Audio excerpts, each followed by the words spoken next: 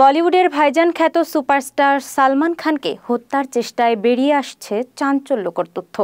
সালমানের বাড়ির গুলিকাণ্ডে যুক্ত ছিল আরও ৬ বন্দুকধারী সন্ত্রাসী।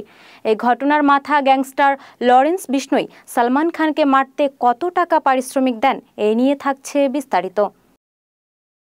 চলতি বছর 14 এপ্রিল সালমান খানের গ্যালাক্সি অ্যাপার্টমেন্টে গুলিবর্ষণের ঘটনা ঘটে। দিন কয়েক আগে রাজস্থান থেকে ধরা পড়ে মোহাম্মদ চৌধুরী। সন্ত্রাসীদের অর্থের যোগান দিয়েছিল ধৃত, এমনকি রেকি করার দিনেও তাদের সঙ্গে ছিল বলে অভিযোগ। রাজস্থান থেকে ধরা হয় তাকে।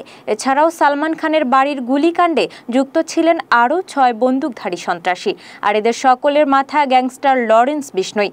সালমান খানকে খুন করতে এদের প্রায় ২০ লক্ষ টাকা দেওয়া হয়। সালমান খানের বান্দ্রার ফ্ল্যাটে গুলি চালায় বিশনোই গ্যাংয়ের সদস্যরা। অভিনেতার বাড়ির দেওয়ালে ২টি গুলি চালায় তারা। ফুটো হয়ে যায় অভিনেতার ফ্ল্যাটের দেওয়াল। গোটা ঘটনায় নড়েচড়ে বসে মহারাষ্ট্র সরকার সহ মুম্বাই পুলিশ। দেরি না করে তড়িঘড়ি শুরু হয় তদন্ত। ঘটনার দুদিনের মাথায় ২ বন্দুকধারী সন্ত্রাসীকে গ্রেফতার করে পুলিশ। তারপর ধরা পড়ে সেই দুজন যারা সন্ত্রাসীদেরকে অস্ত্র সরবরাহ করেছিল। তারা হলো অনুস্থাপন ও সোনু বিশনোই। সন্ত্রাসীদের বয়ান অনুযায়ী সালমান খানের বাড়িতে তারা 10 রাউন্ড গুলি চালানোর নির্দেশ পেয়েছিল। তারপরে সুরাতের তাপ্তি নদীতে বন্দুক ফেলে দেয় তারা। শোনা গিয়েছে এর মধ্যেই নদী থেকে একটি বন্দুক ও কিছু কার্তুজ উদ্ধার করেছে মুম্বাই অপরাধ দমন শাখা। এদিকে পুলিশি হেফাজতে থাকাকালীন আত্মহত্যা করেন অনুজ। তারপরই ধরা পড়ে রফিক। শোনা যায় সন্ত্রাসীদের গুলি চালানোর জন্য হরপাল নাকি 2 থেকে 3 লক্ষ টাকা দেয়। যদিও এই ঘটনায় আরও জোরদার হয় সালমান খানের নিরাপত্তা। সালমানকে হত্যা করার জন্য পাকিস্তান থেকে শক্তিশালী আগ্নেয়াস্ত্র আনা হয়েছিল বলে জানিয়েছে মুম্বাই পুলিশ।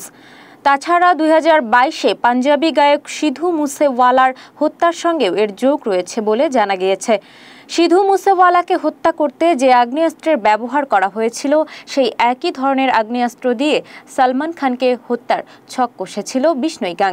এমনকি হত্যার ছক কষার জন্য লরেন্স বিশনোইয়ের দলের কয়েকজন সালমানের পানভেলের বাড়িতে গিয়ে রেকি পর্যন্ত করে এসেছিল বলে জানা যাচ্ছে।